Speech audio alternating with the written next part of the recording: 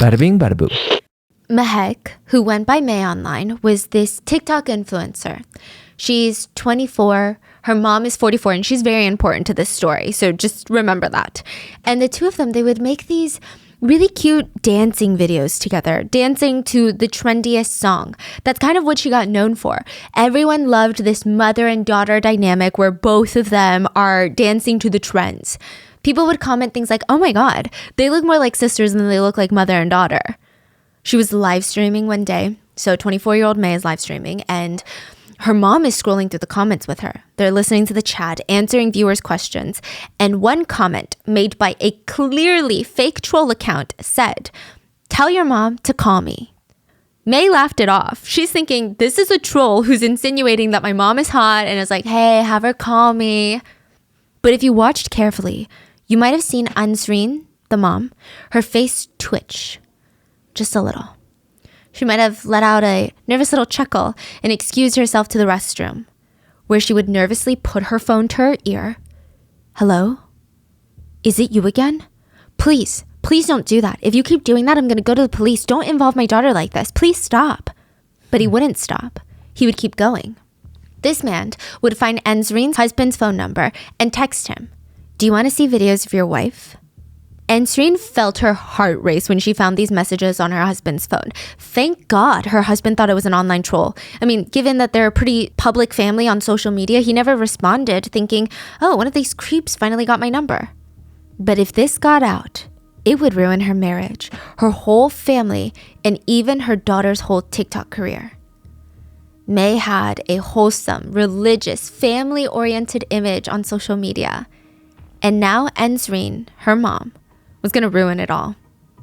She looked down at the new text message on her phone from him, and it read, "One click and I ruined your life." Ansreen and her daughter, May, would do anything to prevent that, even if it meant killing 2 people to keep their secrets safe. What does one click mean? He's going to post whatever that video is. He's going to send it to her husband. He's going to send it to the world, make it go viral. One click, and her whole TikTok career, her daughter's TikTok career, would come crumbling down. Wow. And so would her family. So would her social standing.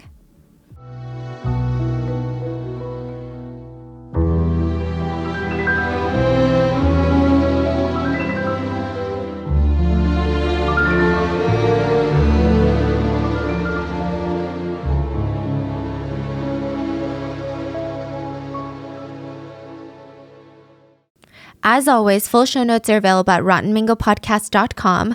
This is a pretty recent case that happened in the United Kingdom, but let's just get into it because there's a lot. There is a platform called Azar. It's very reminiscent to me of Omegle. Like, you use it to randomly video chat strangers from all over the world, but Azar really focuses on marketing the fact that they have a lot of preferences that you can set for who you're going to be matched with. You can narrow it down to geographical location, potentially even age, all these things. A lot of people actually use it to date because you can't get catfished. It's kind of a cool icebreaker. Instead of going through this like uncomfortable texting phase, you just see their face immediately. You see if you have connection. It was also really popular during the pandemic because people just wanted some form of human connection. Ansreen's niece was over at the house using Azar. So Ansreen is the mom. And May, the TikToker, is out and about. Her niece is video calling a guy through the app. He looked like he was in his 20s. He lived in the UK, and that's really all Ansreen knew about him as of right now. She was just doing some chores and listening to this conversation. And the niece, she's half bragging, half passionately telling him about herself. Oh, and her cousin Mehek was famous on TikTok. So she's telling him what her account is, what her Instagram is. Oh my God, and then this is Mehek's mom. This is May's mom. She's in the videos. Actually, sometimes she's the star. So while Mehek alone would only get 50,000 views, when Ansreen, her mom, was in there dancing with her, they would get like 300,000 views. That's a big difference. So she's like shoving the phone in Ansreen's face, like, say hi, Auntie Ansreen. This is, what was your name again? Saqib. Nice to meet you. Ansreen said she smiled and waved, and that was that. She went back to doing whatever she was doing. I mean, these are little kids having conversations. Why should it bother her? Why should it matter to her? A lot of TikTokers became famous during the pandemic, and May really wanted to be one of them. She was doing all the things that they were doing. She was dancing to the trendiest songs, which, looking back at a lot of these TikToks, it feels like a fever dream. Doja Cat, the Why Don't You Say So dance. Like all the viral McDonald's hacks through the drive-thrus, using the Zoom filter to lip sync to songs and like cover your face, and then it goes to the next person when they uncover their face. Yeah, we did all of that too. Yes, it's like a fever dream. Yeah. So May quit college to do this. She really, really, really, really, really, really wanted to be a TikToker. Why doesn't he reply?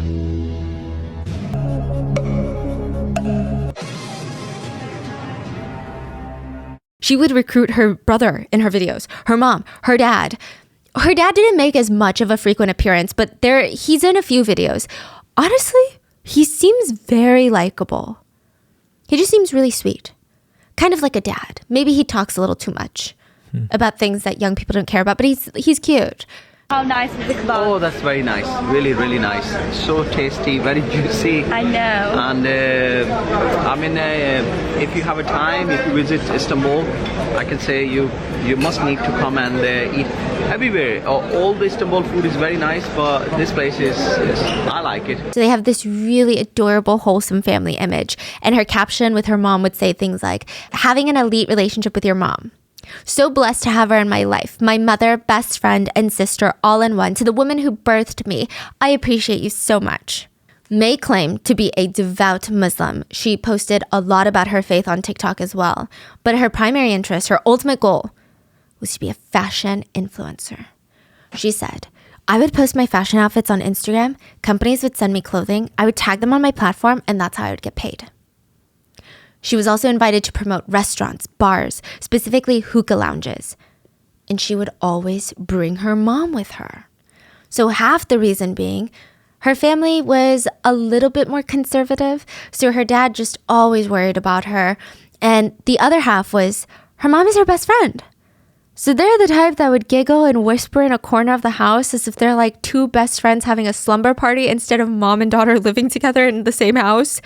It was kind of endearing. Like the brother and the dad would joke around. They'd roll their eyes. Oh, there they go again, plotting something. May convinced her mom to make her own Instagram account. With all the views that are coming in, I mean, it's going to go over to her Instagram. It's going to ripple over, and then maybe she can start doing promotions too. Honestly, it sounds like May is telling her, Mom, it's an opportunity. Just do it. It's going to be great. And maybe that's true. But it's clear that there is a side of Ansreen that really wants this life. She was 44. Her whole life she had been sheltered for 44 years. Her dream growing up was to be a flight attendant. This is like when she was in her teenage years. But instead her parents said, actually, we found you a husband. You're going to marry this man and start having children. So that's what she did. She never had this phase of being young and experimenting. She just went straight from being a teenager to being a housewife. There was no crazy phase, no clubbing phase, no drunk phase. I mean, her whole life was great on paper. Arguably, she had everything that she would ever need. Her husband's fantastic. He's sweet. He's hardworking. He's a provider. But there's this new thrill that she's having from going to bars, being around these young people, and they all have this energy. They all dress so fun. They're so carefree. They would even say, oh my God, Ansreen, you're one of us. You're a total MILF. You look so good tonight. Ansreen was excited about this new life. She's like, oh my gosh, do I really? Like, that's crazy. Stop it. So she agreed. She made her own Instagram account and religiously checked her messages. She saw someone new had quite literally slid into her DMs, and his name was Saqib. And she's like, where do I remember that from? Why is it ringing a bell? It's the guy from Azar.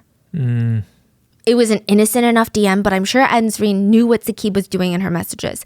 And she responds. The two start talking every single day. Every single day. They would talk on the phone up to 5 times a day. If Ansreen's husband wasn't home, Saqib would always be on the phone in the background. It's like one of those high school relationships. Like, so they're talking romantically? Yes. Like a genuine relationship. Even if they aren't actively talking, he's just on the phone listening while she's cleaning, napping, doing all these things. He's always there. And it seems like because they all live together, May knew that her mom was always on the phone with this guy. But I don't think that she knew from the get-go that it was an affair. She claimed that she just thought, oh, well, they're friends, and I didn't think much of it. So Enzreen, she would get off on Saqib's company. He's conventionally attractive, he's young, he's fit, he's also very obsessed with her, and it just felt nice. And the age gap, I mean, it was there, but it wasn't borderline illegal, right? How old is he? He claimed he was 27 and she's 44, so that's a 17-year age gap, which is huge, but 27 isn't 18, right? Yeah. Well, he was 18. He lied. Whoa. Yeah. He was 18 when they started talking. But he was not her sugar baby or anything. He would actually go out of his way to spend money on Enzreen. If she was at a hookah lounge helping her daughter promote an event, he would show up to the event, surprise her by paying for her, show up to random restaurants, surprise her by paying the tab. He would send gifts to the house that she would have to open in front of her family, and her husband would be like, oh, like what is that from? I bought it online. I totally forgot I ordered this. That's why I look surprised. Eventually, the relationship turned.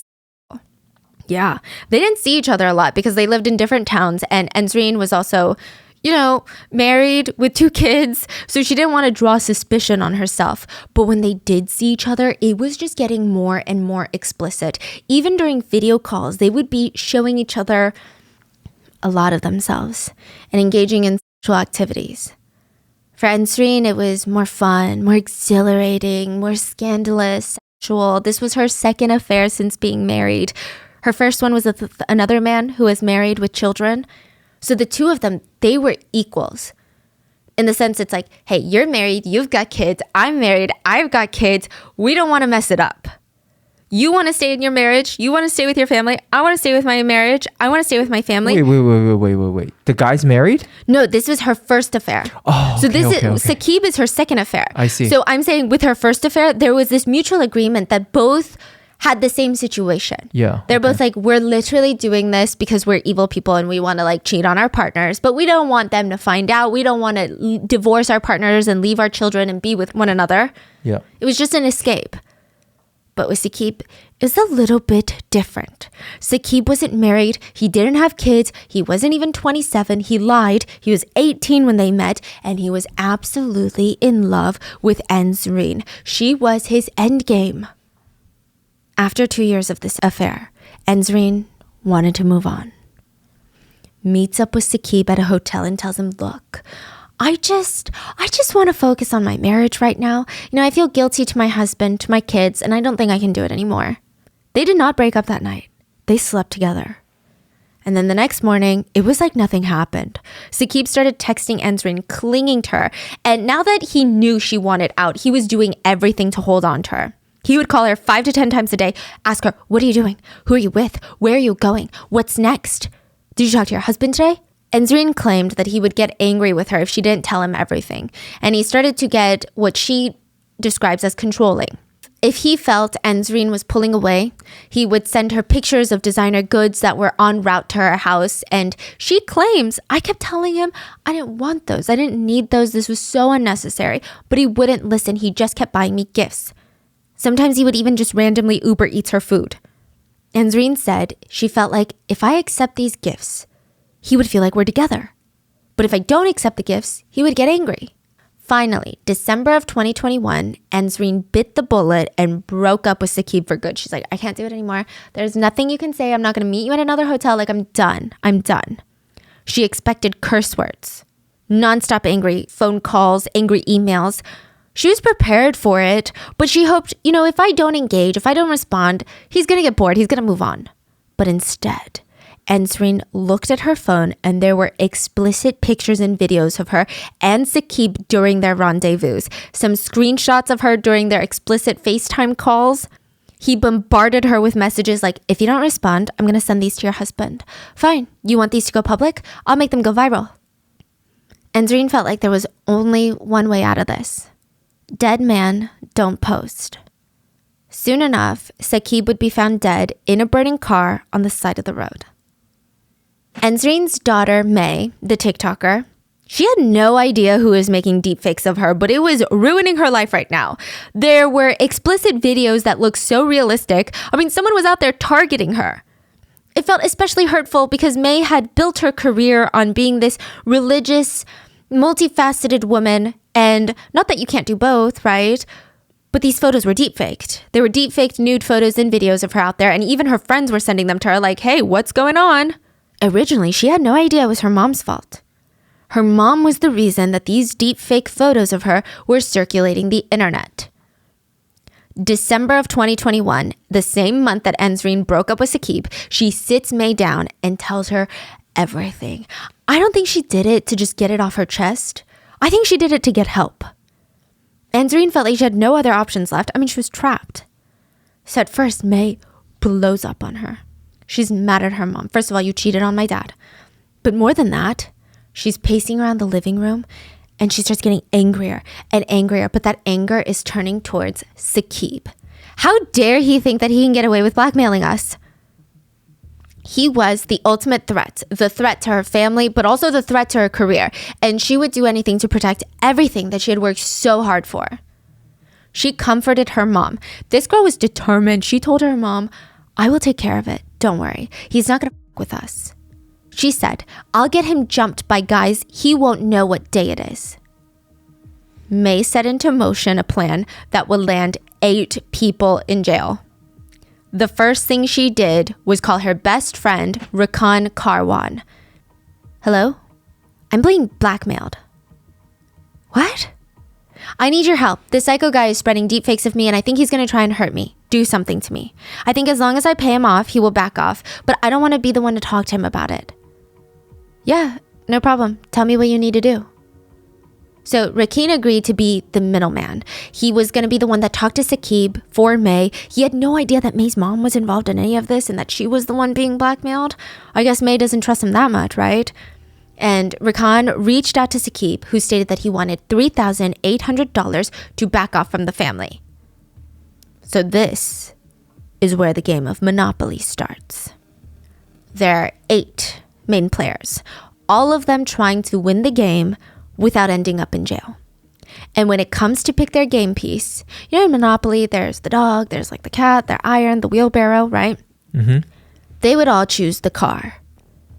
And this would be the last game that they ever play for a very, very long time. And Serene and May reach out to Saqib. They ask him, do you want to meet up with us so that we can pay you finally so we can end all of this? Meet us at the Tesco parking lot. Tesco is like a supermarket. Parking lot at 1:30. No one else would be there. It's 1:30 a.m. He said, yeah, bring all $3,800. That is all the money that I spent on answering during this affair. He, Saqib, did not know that 8 people were going to show up to this meeting. The Monopoly 8 is what they'll be dubbed by authorities. The Monopoly 8 split up into 2 cars, a blue car and then an Audi TT. Now, both May and Ensreen were in the Audi, and I think it would get too technical to explain where each person was before the crime and then how they got picked up for the crime. It's not necessarily important. Just know that some of them were at a hookah lounge playing Monopoly, and that would be their alibi for the rest of the night. Which is, what do you mean? We're just playing Monopoly. Yeah. There was one friend, Mohammed, who came super late. He got a call to come hang out at around 12:30 a.m., which is just an hour before the murder. He was already in bed at this point, but he got up, went to meet with his buddies, and a lot of people still feel like Mohammed had no clue what he was getting into. Like if anyone in this group, because this becomes like a point of argument later, which is how many people of this group actually knew what they were about to do? So the argument is, if anyone in this group had no idea what was going on, maybe it's Mohammed because he really wasn't even supposed to be there. They just called him out of nowhere and he thought, yeah, Monopoly, okay, let's play. Yeah, why did they call him? It's so weird. He ends up in the Audi with Ansreen, May, and Rakan. He is the 4th person in the Audi and the other 4 are in the blue sedan. The group all drive to the Tesco where they briefly park next to each other, but they separate because Saqib is going to get there and they don't want 2 cars parked next to each other in this relatively quieter parking lot because, you know, maybe he'll be like, why are there 2 cars there? That's weird. Some of them would later argue, they just thought May and Ansreen were going to meet up with someone, pick up something real quick, and we wanted to give them space. That's all. Even Rakan and Mohammed got out of the Audi and stood out of sight so that if Saqib were to walk up to the Audi, it looks like just May and Ensreen were meeting with him. There was nobody else watching him. So they got out the car so they can have their own space to talk. No, the theory is that 6 of them, so the 2 that got out of the Audi plus the 4 in the blue sedan, were probably going to jump him in the parking lot. Is the theory. Because nobody had cash on them. They're like, hey, meet us so I can pay you $3,800. Got it. Nobody had any money. Okay, I see. When Saqib gets to the Tesco, everyone realizes a few things. First of all, he's not alone. Saqib was known to hate driving. He just didn't like it. That night, he asked all of his friends to drive him to a Tesco in another town because they're meeting in like a mutual area. They didn't want to meet in town A because that's where Saqib lives. And they don't want to meet in town B because that's where May lives. So they agreed on town C. And all of them were like, what? No. They all had excuses on why they couldn't drive him. I mean, I imagine some of them just straight up didn't want to because it was inconvenient. Technically, Saqib could drive himself. But his good friend Hashim, he was the type to always want to help a friend. So he said, I guess if you really need a ride, yeah, you know what? Get in. Sure. I'll do it. He had no idea that Saqib was blackmailing for someone for money and he was driving him there to pick up the funds. He just thought Saqib needed to get something from this specific Tesco or meet someone for something innocent and thought, maybe it'll be fun. We could listen to music, jam out in the car, catch up during the ride. Hashim pulls up to the Tesco, and it seems like Saqib realized at this moment that he was being set up. I don't know. Something in him was like, no, I gotta go. Like, we can't do this. Hashim and Saqib pull out of the Tesco parking lot, avoiding a physical altercation, but a blue sedan starts following them. And then an Audi is right behind them, right behind the blue sedan. Muhammad said, once we were all following this random silver car on the road, May called Saqib. May called someone. Because Muhammad is in the car with them. May said something weird. She said, watch what I do to you. At 1:21 a.m., a Shell gas station CCTV captures 3 cars racing down the A46 at a high speed. It looks like the blue sedan is chasing Saqib and Hashim, and the Audi is following the blue sedan. They were going up to like 100 miles per hour during the chase. Wow. It looks dangerous. Looking at the footage, it can easily be interpreted as the blue sedan trying to run Hashim and Saqib off the road. So right after the phone call with May and Saqib ends, the one where she allegedly tells him, see what I do to you, watch what I do to you, Saqib calls 999 using Hashim's phone. His phone was out of battery. Now, the parents of the victims have requested the police not release the actual call, so they released the transcript instead. And because we don't have the actual audio, it's really hard to know if we're interpreting the tone correctly. But the transcript is so frustrating to read. Saqib calls 911 to tell them that he and his good friend Hashim is driving, are being followed by 2 cars down the road. He said, I'm being followed by 2 vehicles. You're being followed by 2 vehicles? Yes, I'm being followed by 2 vehicles. And right now, how do you know you're being followed? They're trying to block me in. They're trying to block me in. Can you get to a police station? I can't get to a police station right now. I need help. What I'm saying is, when you say you can't get to a police station, why can't you get to a police station? I can't get to a police station. Why not? There's guys following me. They've got balaclavas on. Balaclavas are the masks, the ski masks, basically with the eyes cut out. Oh my gosh. Right. Are you in a vehicle or are you... The operator goes to ask where Saqib is, and he finally says, they're trying to kill me, I'm gonna die. Calm yourself down a moment, okay? They're trying to ram me off the road, these 2 vehicles. At one point, the operator sounds like they don't believe Saqib, so they keep asking for where they're headed, and Saqib tells them, I can't tell you because my phone is dead. Insinuating, my phone is dead, so I can't look up the navigation right now, and obviously I can't look it up on the phone that I'm calling you with because I'm on the phone with you. Yeah. But the operator is just like, your phone's not dead because I'm talking to you. Oh my gosh. Saqib tries to tell them that he needs help urgently and tries to tell them his exact location. And the operator says, slow down a moment for me. You've given me a lot of information very quickly. I've gone past Radcliffe College and I'm getting rammed off the road. You're not getting rammed off the road. They're trying to hit the vehicle. They're hitting on the side. And you've gone past Radcliffe Road? Radcliffe College. I just told you I've gone past that now. Please, I just need help. I'm in danger. I understand that. I think you're going a different way than the way that you think you're going. I passed a speed camera right now. They're hitting the car. They're hitting the back of the car really fast. They're trying to ram us off the road. Please, I'm begging you. Yeah, I'm arranging help for you right now. Oh my God. And it said in the transcript that the sound of a crash can be heard and the line cuts off. Oh my gosh. At 1:32 a.m., a car rams into Hashim and Saqib, sending their car skidding sideways towards a barrier, hit the barrier, flew into the air, hit a tree, split in half, and instantly burst into flames. The two other cars, the blue sedan and the Audi, the Monopoly 8, just kept driving along the highway before they stopped at a nearby lot. Two people were seen on CCTV cameras getting out and kind of inspecting the cars. It looks like they're looking for any obvious signs of damage. They get back in the car and make a U-turn and start driving towards the direction that they came. They're probably kind of trying to check what's going on, right? All 8 of them would drive past the burning car. This is around 1:30 a.m. Everything else is dark. The car on fire stands out like a giant bonfire.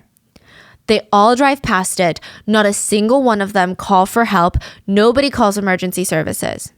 It was later said Ensreen slumped in her seat and was crying uncontrollably while May tried to comfort her as they drove past the car. The blue sedan and the Audi park in a neighborhood. Everyone gets out. And 7 of them would start walking around the neighborhood for about an hour.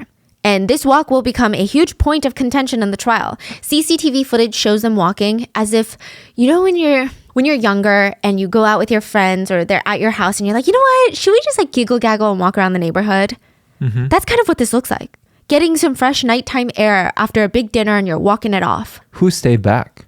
The only person that didn't go is Muhammad. He immediately left. So that's another reason people believe that he's innocent, because right afterwards he's like, oh my God, I'm leaving. The body language is rather nonchalant. Some say that they can see one of them having a hard time, but overall it's not one of those mental breakdown walks, if you've ever had them.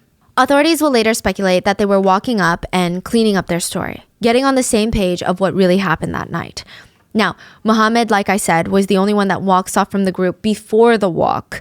And right afterwards, there was another person that goes home.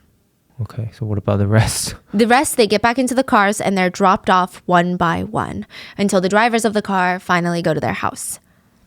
Meanwhile, at the crime scene, the fire was so big that it was only after firefighters managed to put out the blaze that they could even get close enough to realize there are 2 bodies in here. 21-year-old Saqib Hussain and 21-year-old Hashim Ijazuddin were dead. It is stated that both of them died upon impact in the collision. It was really severe. So the car split in 2 and the engine of the car was detached from the car itself. Both of them had passed before the fire started. And it was pretty easy for investigators to figure out, okay, this car did not crash on its own. They pulled CCTV cameras nearby, as well as Saqib's 999 call, and there was indeed a high-speed chase going on. Cameras showed 2 cars chasing after Saqib and Hashim. The cars were immediately identified, tracked through the automatic number plate recognition system that they have, and a fleet of cop cars as well as helicopters were used to make the first initial arrest. And even if they hadn't done that, the Audi was literally registered and traced back to May's home address. Another big piece of evidence that the police had was a phone pinged, traveling in that Audi that had been involved in this high-speed chase.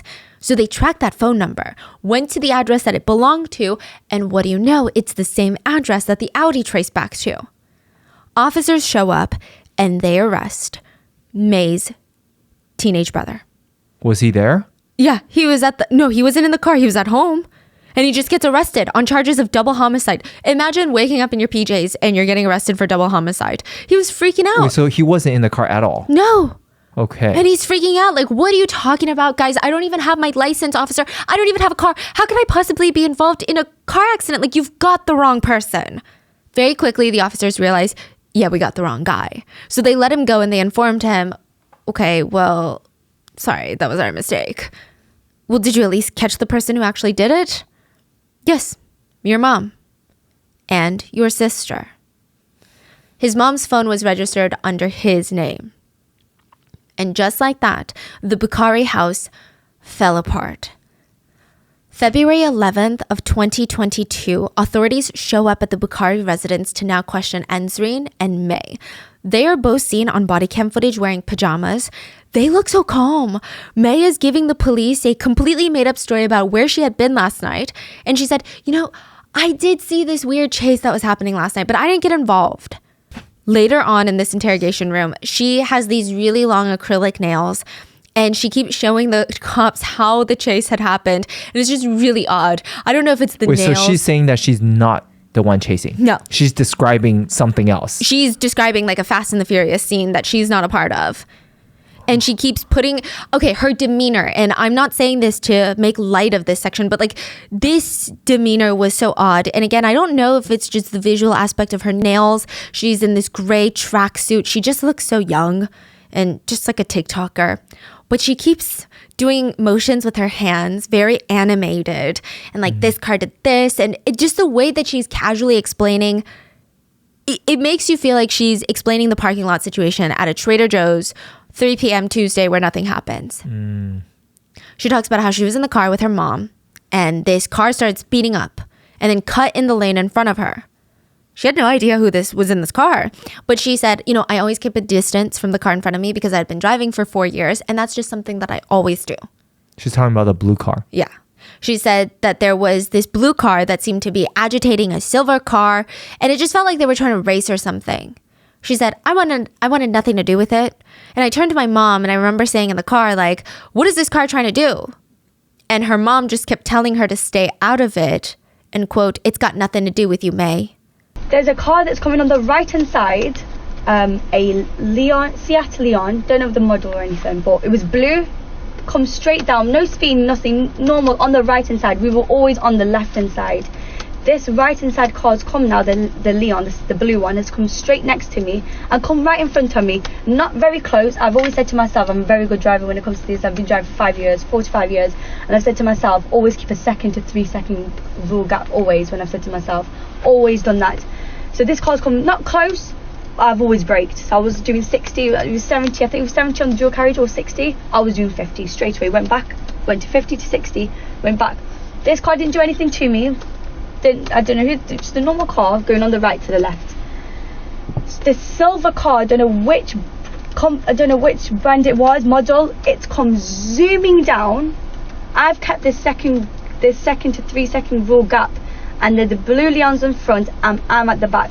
This silver car's come and cut into the middle, so we're basically all 3 cars very close. I braked and I said to my mum, what is this car trying to do?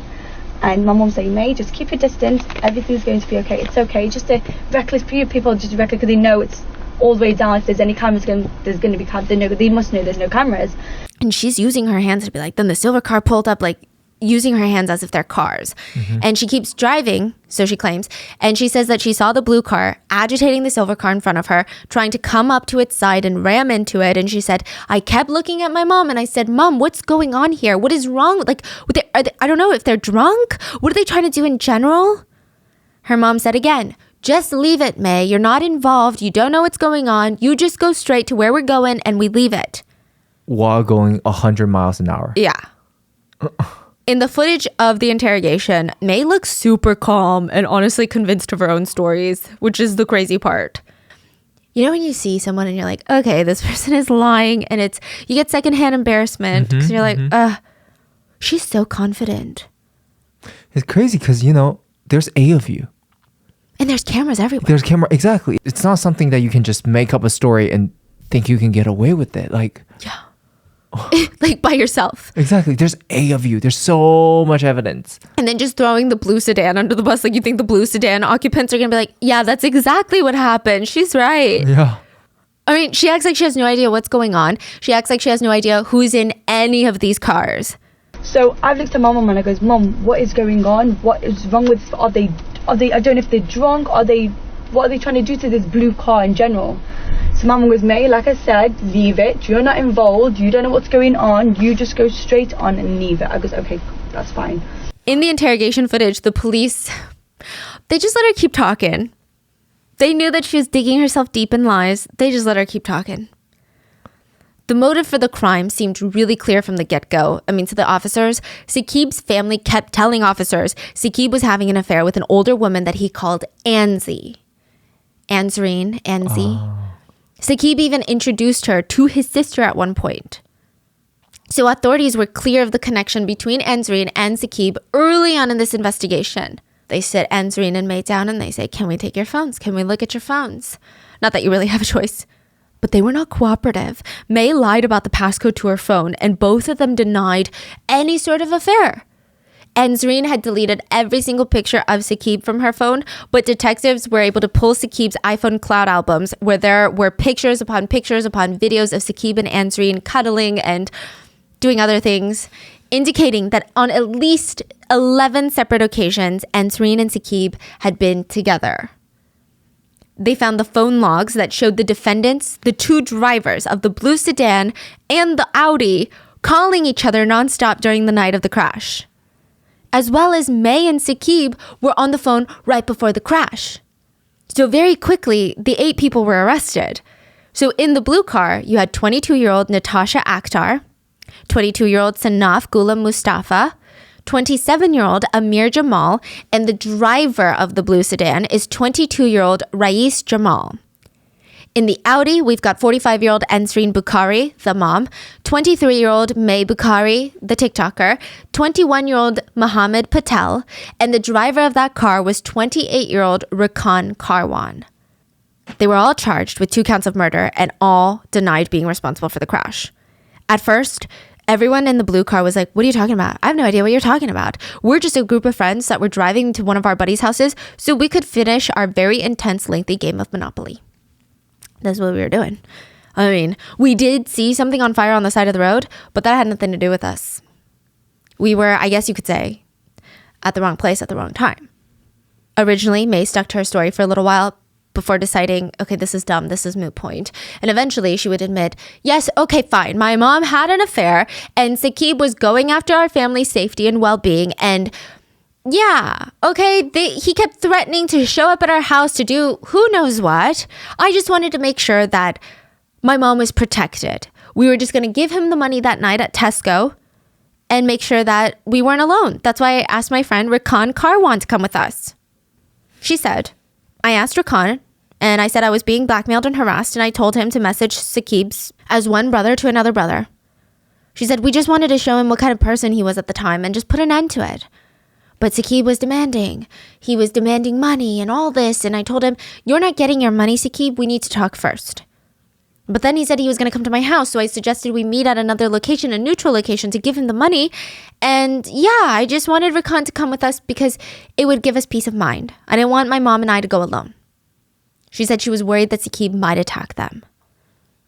She said as for the blue sedan full of other people, they were close with Rakan, but she never really hung out with them like that. She thinks Rakan called them as backup, just in case. She said, I was even annoyed. I was even annoyed that Muhammad was in our car.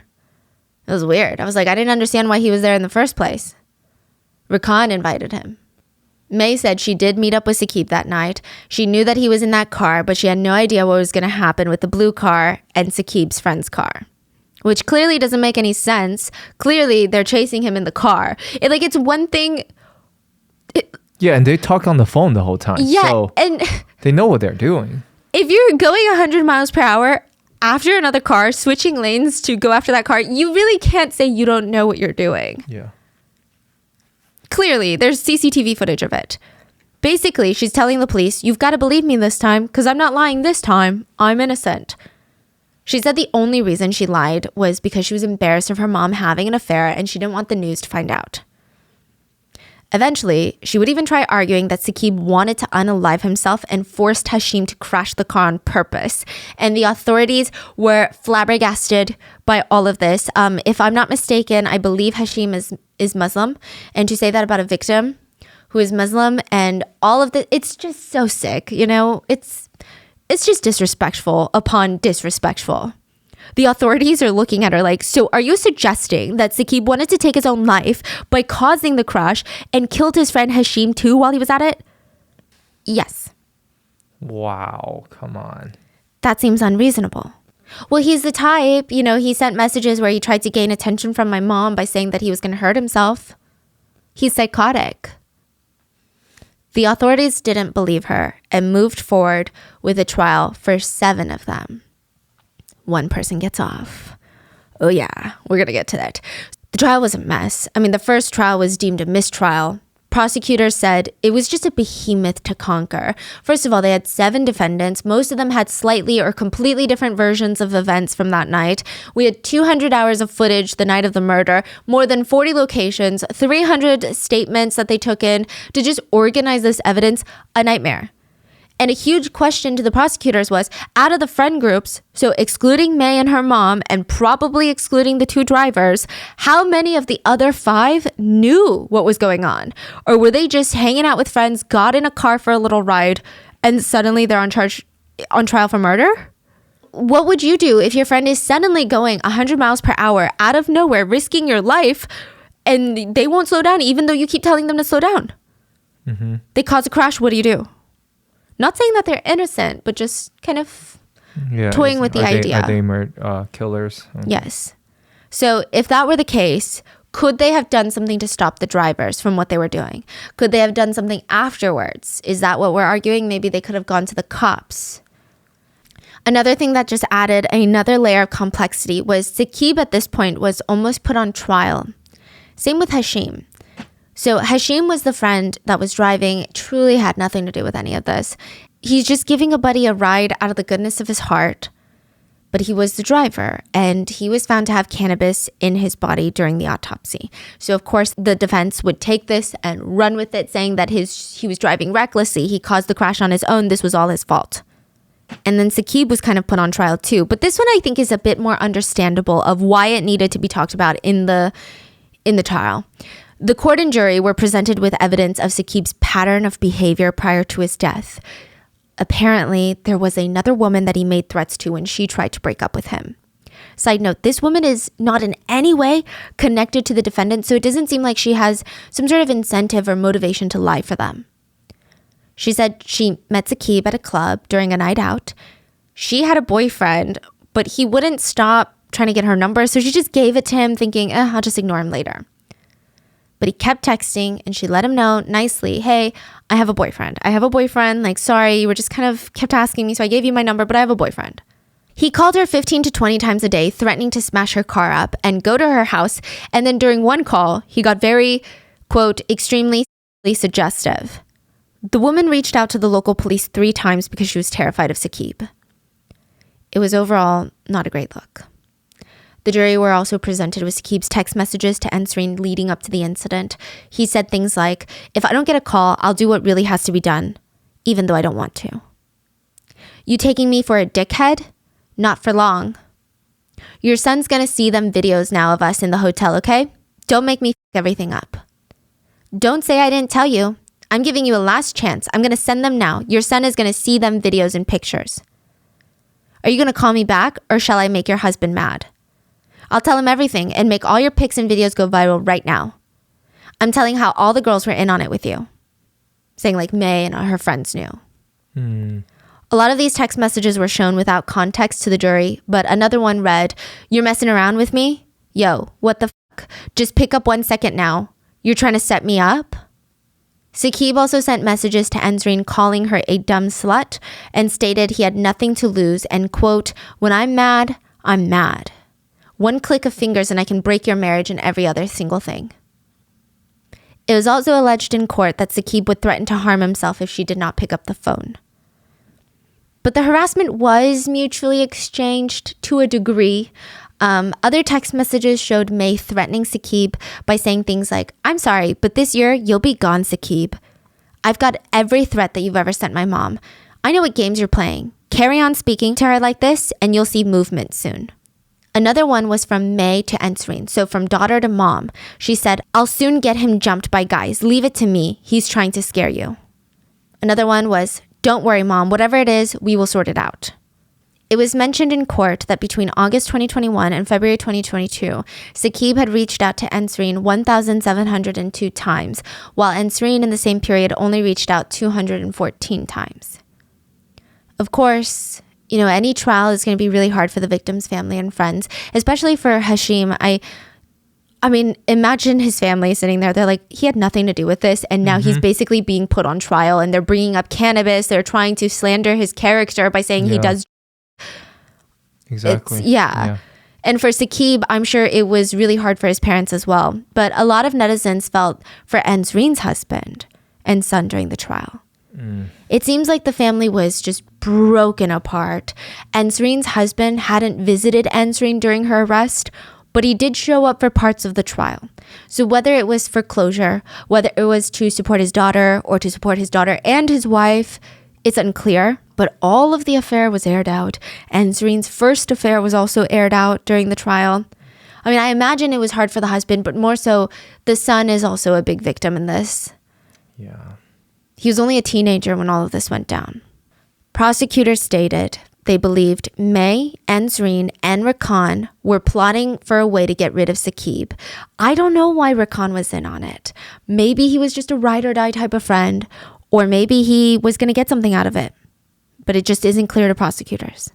Prosecutors believe that they were the main masterminds of this, and they would lure Saqib to the Tesco under the guise of giving him the money, but they were going to jump him, ambush him, maybe drive him off the road. It's unclear how much of this they actually planned. It's up for debate. A lot of netizens said, going at that speed, that's intent to kill. It doesn't matter. Like when you're going 100 miles per hour chasing someone, trying to ram them off the road, you're trying to kill someone.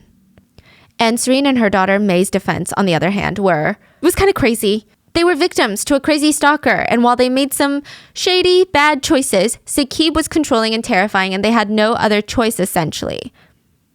They tried to use footage of Ansreen walking around after the murder with her co-defendants. You know how they parked in the residential neighborhood? They argued that she looks like a woman in shock.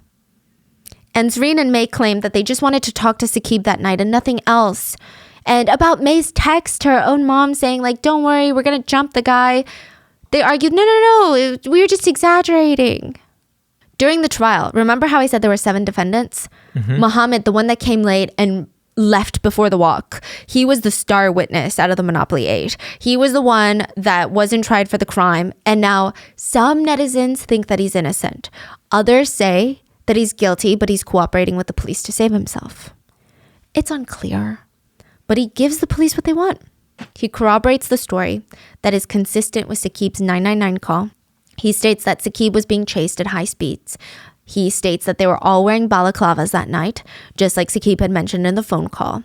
He said that he was the last one to join the group. He had no idea what was going on, that they mentioned that they were going to jump a guy. He said he was so scared. He didn't know what he had gotten into. He was so terrified. And while they were going like 100 miles per hour, he heard 2 phone calls that night. The first one was May, the TikToker, telling Saqib, watch what I do to you. Then they hung up, and Rakan, he was driving the Audi. He called the other driver of the blue car, Race, and he said, quote, ram into him.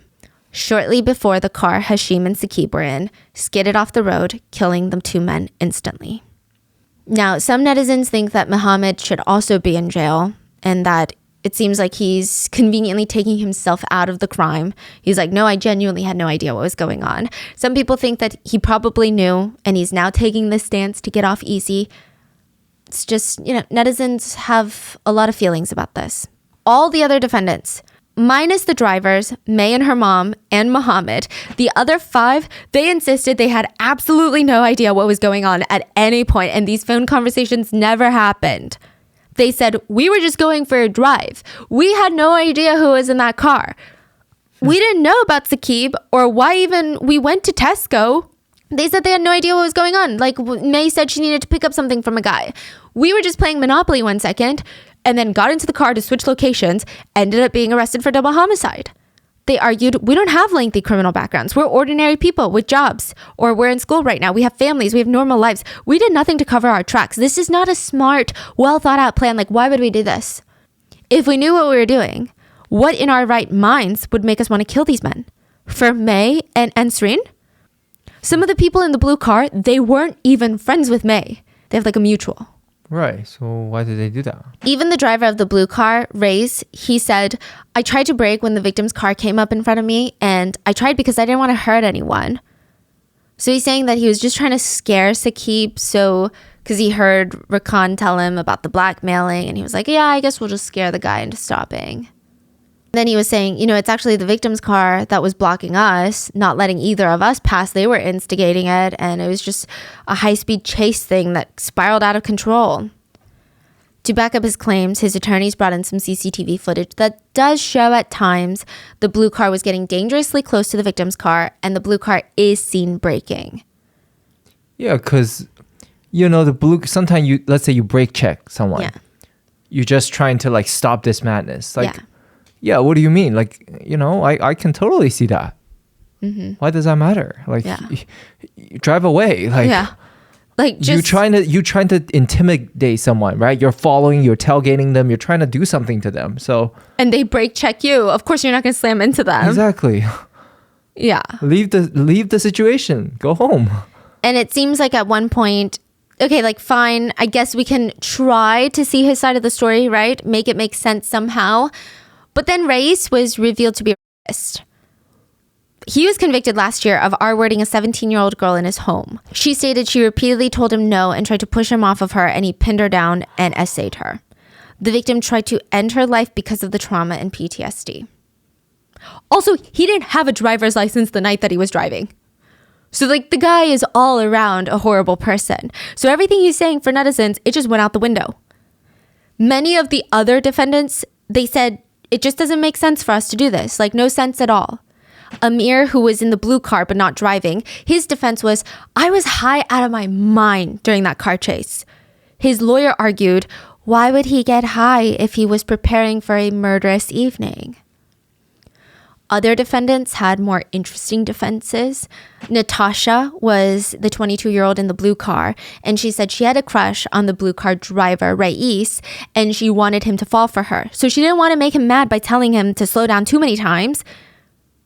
She said she had no idea they were in a high-speed car chase at the time. She said, and I quote, I thought it was boys just being boys, driving like idiots. Also love when people say boys being boys, but it's like a literal crime. It's like criminals being criminals, actually, is the rather, especially for this situation, more fitting. Yeah. Fun fact, Natasha had dreams of becoming a criminal defense attorney, so there's that. Sinaf, also in the blue car but not driving, he said his father was dying of cancer and he was the only one taking care of him. His dad could not eat, drink, or even use the toilet without assistance. He said he would never risk not being there for his dad for people he doesn't even know, so how would that make sense? The only reason that he went out that night was to interact with people his age and get some comfort and escape out of his life because he just takes care of his dad all day. And ultimately through this, Sinaf's dad would die and he would not be present at the funeral. So this whole debate of who knew, how much they planned, how much did they know ahead of time is a huge argument still in this case, even now after the trials are over and said and done with. Some argued it made no sense for these people to throw away their lives when none of them had skin in the game. It doesn't seem like they were promised anything specific from May or Rakan, because I feel like that would have been discovered during trial. Mm-hmm. They didn't know Saqib. They didn't care if May's TikTok fell apart. They didn't care if May's family fell apart. Literally, they didn't seem to care for May or Ansreen. So some people argued maybe this is a situation where they were just there for a fun night and it got roped into something else. But other people argued these sound like people that were ready to jump a guy for the thrill of it, not knowing they were going to accidentally kill people. It sounded like they're down to like, yeah, let's get balaclavas and jump a guy, teach him a lesson. It's thrilling. It's crazy. Maybe they felt like that was okay. Another supporting argument for that is on the phone with 999, Saqib mentioned seeing the people in the car behind him wearing balaclavas. Uh-huh. And Muhammad also mentioned it. So if they're not jumping him, if they're just playing Monopoly, why would they have balaclavas? Why would they be going 100 miles per hour chasing another car? Exactly. And then end up getting arrested and being like, what? We did nothing weird or out of the ordinary. We were just driving from one place to another in balaclavas. In the end, the jurors deliberated for more than 28 hours and they came back with a verdict. Ansreen, the mom, and May, the TikToker, Reyes, the driver of the blue car, and Rakan, the driver of the Audi, they were all found guilty of the murders of Hashim and Saqib. May was sentenced to life in prison, and she will serve at least 31 years and 8 months. So if she gets out the earliest as possible, she will be 55 years old. Ansarine was sentenced to life in prison and is ordered to serve 26 years and 9 months. Rais and Rakan, the drivers, were both given life sentences. Rais must serve at least 36 years, probably because he was driving without a license, and Rakan must serve 26 years and 10 months. As for Sanaf, Amir, and Natasha, they were found not guilty of murder, but guilty of manslaughter, and they were given between 11 to 14 years. Muhammad had no charges. I will say I have seen some discourse online that their prison sentences are too harsh, but I'm curious to know, what are your thoughts? After the trial, the victim's family spoke out. Saqib's family said Saqib was a kind, compassionate, caring, sensible man. Their family had been shattered, and they're glad to get some closure. Hashim's uncle came out to state Hashim never used to enjoy driving himself. So whenever Hashim went out, he would always ask, "Who's driving? You're driving." He went home and got his car to drive his friend, even though he hated driving. He's just a very active soul. One of his mottos or philosophies in life, which he put on his social media all the time, was, "If I can make someone laugh or smile, my job is done for the day." Hashim's uncle said the only reason he gave Saqib a ride, even though he hated driving, was just he wanted to help a friend. And I have seen netizens state that Saqib was not the perfect victim. Not that there ever is a perfect victim. And just like the whole general mindset that someone needs to be a perfect victim is kind of dangerous. You know, netizens are saying he was doing some scary things. And obviously, he needs to be punished for doing very specific scary things. But I wouldn't say Ansarine had no choices. It's almost insinuating Ansarine was in a situation of self-defense. Which this situation was not a clear-cut self-defense thing. And while I agree, again, Saqib's actions were a little odd and he might have needed to be punished for it had he been alive, she could have just gone to the police, though. It seems like every choice that she made was to prevent facing the consequences of her own actions. Yeah. And I really think that's telling. Like, she would rather put her own daughter's life at risk to kill someone with her rather than face the consequences of her actions. Yeah. She straight up said, "I couldn't go to the police when he was blackmailing me because I was scared officers would come to my house and my family would find out about the affair and the videos." Exactly. It's so bizarre. It's so bizarre to me when people are willing to kill someone to cover up a much smaller wrong. Instead of people finding out you cheated, now you kill someone and you're going to go to jail forever. And people found out you cheated not once, but twice. Because you killed 2 people. Like, what? I don't even think that's comparable to an affair. Yeah. The logic is not logicking. But I guess that's what they say. Play stupid games, win stupid prizes. And if you're playing Monopoly, there is always a chance that you're going to end up in jail. What are your thoughts on this case? Please leave it in the comments. Please stay safe. And I'll see you guys on Wednesday for the main episode. Bye.